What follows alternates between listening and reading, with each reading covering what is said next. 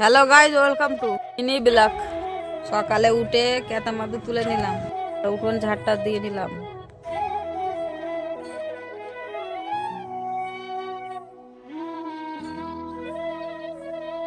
ঝাড় দেওয়ার পরে বড় ঘরের জালনা খুলে দিলাম রোদ্দুর পড়ার জন্য।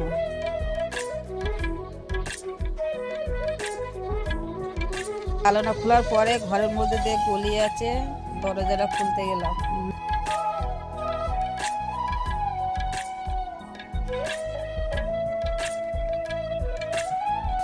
থালা বাসন নিয়ে এসে মেজে ধুয়ে নিলাম।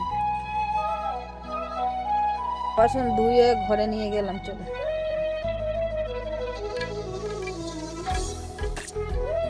থালা বাসন ধোয়ার পরে আমি একটা জামা নিয়ে নিলাম, ধুয়ে দেবো কাজের জামা।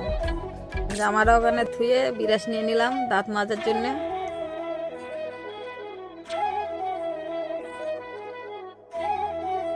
দাঁত মাজার পরে মুখটা ধুয়ে দিলাম।